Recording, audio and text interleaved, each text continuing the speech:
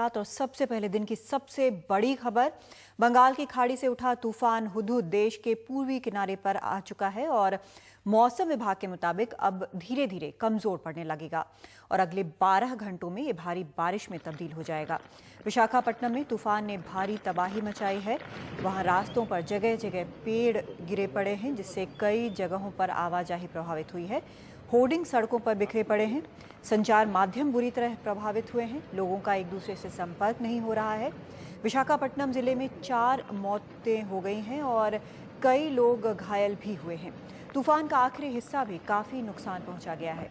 साथ ही अगले 3 दिनों तक तटीय इलाकों के अलावा पड़ोसी राज्यों बिहार, झारखंड और पश्चिम बंगाल में भी भारी बारिश की आशंका जताई जा रही है। आज सुबह करीब 11:15 बजे जब हुदहुद विशाखापट्टनम के पास तट पर पहुंचा तो तूफानी हवाओं की रफ्तार करीब 190 किलोमीटर प्रति घंटे थी।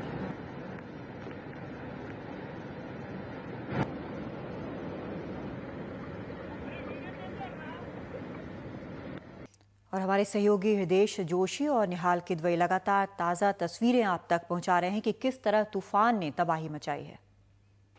तूफान का आखिरी हिस्सा हमें बताया जा रहा है कि अब निकल रहा है। यहाँ पर हमें विशाखापट्टनम में इसका साफ असर दिखाई दे रहा है। मेरे सहयोगी नागराजू अगर आपको दिखाएंगे किस तरह से चीज़ें उड़ रही हैं इस वक्त। और हमें ऐसा बताया गया था कि ये तूफान कम इंटेंसिटी का होगा, लेकिन इस तूफान की रफ्तार जो है पहले तूफान जो आया था उससे भी कहीं ज़्यादा दिखाई दे रही है। आप साफ तौर पर देख सकते हैं कि ये तूफान कितनी ज़्यादा इंटेंसिटी का है और कितना ज़्यादा ये यहाँ पर चीज़ों को उखाड़ रहा है। पिछली बार तूफान जो चीज़ों को नहीं उखाड़ पाया वो इस बार का तूफान उखाड़ रहा है और बहुत ही तेज़ यहाँ पर हवाएं इस वक्त चल रही हैं और ऑब्जेक्ट उड़ रहे हैं। और ये हमें लग रहा है कि ये जो बताया जो गया था कि ये तूफान कम तीव्रता का होगा, लेकिन इस तूफान की तीव्रता भी ज़्यादा है, उससे पहले से कहीं ज़्यादा है। तो यानी पूरा पूर्वी तट और पूरा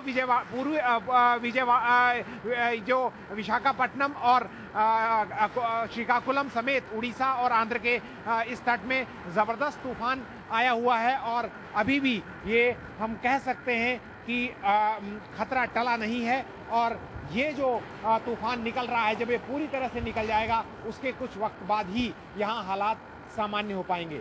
अपने सहयोगी मदन लाल और नागराजू के साथ विशाखापट्टनम से हृदेश जोशी, एनडीटीवी इंडिया। तूफान ने किस तरह से विशाखापट्टनम में अफरा तफरी मचाई है, किस तरह से बर्बादी की कहानी लिखी है, उसकी एक तस्वीर सामने है।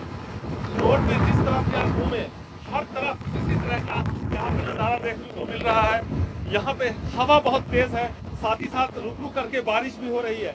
सभी सड़कें तकरीबन पूरी तरह से बंद हो चुकी हैं और 2-3 किलोमीटर चलना भी विशाखापट्टनम और इसके आसपास के इलाकों में बहुत मुश्किल हो गया। सभी सड़कों पे इसी तरह से पेड़ गिरे हुए हैं और सभी सड़कें बंद हैं।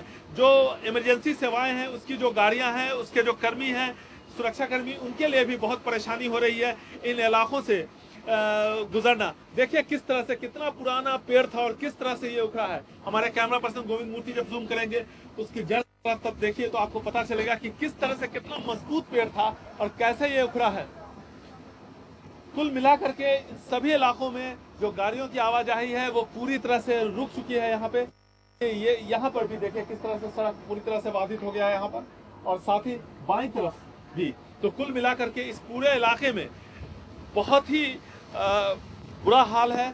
और यहाँ जो मछुआरों की जो बस्ती है वहाँ के बारे में अभी जो हमें जानकारी मिल रही है उसके मुताबिक वहाँ के हालात लगातार वहाँ पे खराब हो रहे हैं, क्योंकि ज्यादातर जो घर थे वो फूस के बने हुए थे, पत्तों के बने हुए थे। और ऐसी सूरत में जब तेज हवा आई तो फिर वहाँ के हालात बहुत ज्यादा खराब हो गए हैं। हम वहाँ तक पहुँचने की कोशिश कर रहे हैं।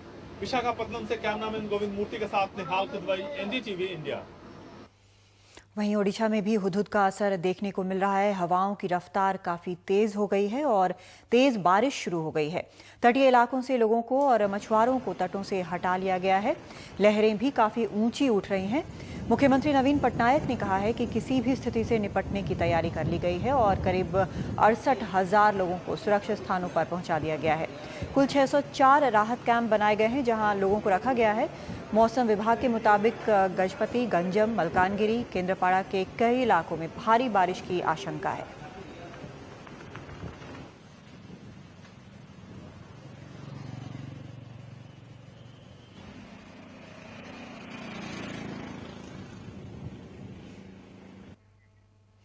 और इस वक्त हृदेश जोशी हमारे साथ जुड़ रहे हैं। हृदेश, हम क्या माने कि जो सबसे बुरा फेज था वो गुजर चुका है, अब बाकी की चीजें देखी जा रही हैं, कितना नुकसान हुआ है और अगले 3 दिनों में क्या होगा?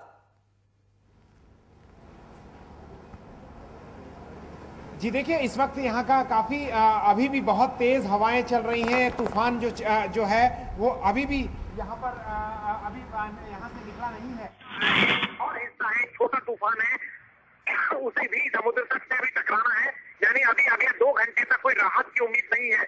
यहाँ पर मैं आपको बताऊं, विशाखापट्टनम में पेट्रोल पंप को काफी क्षति पहुंची है, बिल्डिंग्स को काफी क्षति पहुंची है, काफी नुकसान हुआ है और इसके अलावा नेशनल हाईवे पूरी तरह से ब्लॉक हो गए हैं। यहाँ पर जो पहले आया था तूफान, उसके बाद और दूसरे जो फेज में तूफान आया है उसने बहुत ज्यादा नुकसान किया है, उसकी तीव्रता कहीं पहले से ज्यादा रही है। हमें बताया जा रहा था कि जब बाद में बीच में एक लल हुआ था, लल के बाद जब दोबारा तूफान आएगा तो उसमें इतनी इंटेंसिटी नहीं होगी, लेकिन उसमें कहीं ज्यादा इंटेंसिटी थी और ये भी हुआ कि उसके बाद ये पूरा का पूरा जो शहर है विशाखापट्टनम का, जहां तक हम देख पा रहे हैं, जिन इलाकों में हम जा पाए वहां काफी नुकसान हुआ, कुछ बिल्डिंग गिरी है और कुछ यहाँ पर दुकानों को तो बहुत ज्यादा क्षति हुई है। इसके अलावा जो कोस्टल एरिया है वहां से काफी क्षति की नुकसान की खबर आ रही है और कम से कम यहाँ 150-200 पेड़ जो है वो शहर के अंदर ही गिर गए हैं और रास्ते ब्लॉक हो गए हैं। तो अभी फौरी राहत की उम्मीद नहीं है। ऐसा माना जा रहा है कि अंधेरा होने के बाद कोई 7-8 बजे तक ही ये तांडव थमेगा।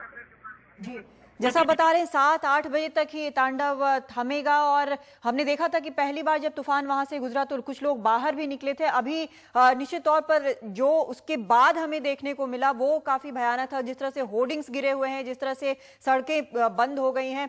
अब जो ये तूफान है वो भी उतनी ही इंटेंसिटी का है और क्या बताया जा रहा है कि अब कल सुबह तक थोड़ी बहुत राहत मिल सकती है। देखिए, आज की जो पूरी रात है, जो लोग फंसे हुए हैं इस पूरी मुश्किल में, वो कदमनी बहुत कठिन होने वाला है उन लोगों के लिए, क्योंकि ये तो हमें बताया गया कि ज्यादातर लोगों को हटा लिया गया है, लेकिन अगर किसी को मदद की जरूरत होगी तो अब अंधेरा होने जा रहा है और लोगों को लोकेट करना और फिर उन्हें वहां से छोड़ना और पहुंचाना ये बहुत आसान नहीं होगा। अगर आपको हमारा वीडियो सिग्नल मिल रहा है तो मैं आपको चाहूंगा कि उन पिक्चर्स को आप दिखाएं जो यहाँ पर मेरे पीछे वीडियो सिग्नल आपका हमें मिल रहा है देश, आपको भी हम देख पा रहे हैं, आपके पीछे की तस्वीरें भी हम देख पा रहे हैं। हाँ, आप बोलें। बहुत शुक्रिया जानकारी के लिए कादम्बिनी। तो अब मैं आपको ये बताना चाहता हूं कि ये जो पूरा यहाँ पर जो स्थिति है वो इतनी ज्यादा खराब हो गई थी सवेरे कि समंदर में 40 से 50 फुट ऊपर लहरें उठ रही थी और ये जो पीछे हिस्सा आप दिखाई दे रहे हैं, ये तमाम जो दीवारें आपको दिखी हैं, यहाँ पर अलग अलग बोर्ड्स लगे हुए थे, ये सारे बोर्ड्स गिर गए हैं और बहुत सारा हिस्सा गायब हो गया। इस होटल की सीलिंग भी नीचे आ गई थी। बाहर जो पोर्च के आगे जो प्रोजेक्शन होता है, इसके पीछे एक शोरूम हुआ करता था जो पूरी तरह से नेस्तनाबूद हो गया। तो ये जब पूरे शहर के भीतर कोई 200 के आसपास पेड़ गिरे हों, जब पूरे शहर के भीतर जो है इतनी बड़े स्तर में तबाही हुई हो कादम्बिनी, तो आप समझ सकती हैं कि क्या हाल रहा होगा बाकी इलाकों में, जो कोस्टल इलाके हैं, क्योंकि कल बहुत सारे लोग थे जो आने को तैयार नहीं थे रिलीफ कैंप्स में, लेकिन अभी हमें बताया गया कि इस तूफान के पीछे, यह तूफान एक बहुत बड़ी फुटबॉल की तरह है और इसके पीछे एक क्रिकेट की बॉल समझ लीजिए वो इसका पीछा कर रही है। तो एक फुटबॉल है, एक बड़ी बॉल है और उसके पीछे एक क्रिकेट की बॉल है। वो क्रिकेट की बॉल जो है अभी वो तूफान अभी एंटर होना है हमें बताया जा रहा है और उसके निकलते निकलते भी वक्त लगेगा। तो काफी मुश्किल वक्त है पूर्वी तट के लिए हिंदुस्तान के और खासतौर से विशाखापट्टनम के लिए। जी, विशाखापट्टनम के लिए मुश्किल वक्त है और हम फिर से आपसे संपर्क करने की कोशिश करेंगे। जैसा हृदेश बता रहे हैं कि एक और तूफान छोटा माना जा रहा है लेकिन इंटेंसिटी जबरदस्त नजर आ रही है, वो भी वहां से अभी गुजरना बाकी है और उसके बाद रात के 8 बजे तक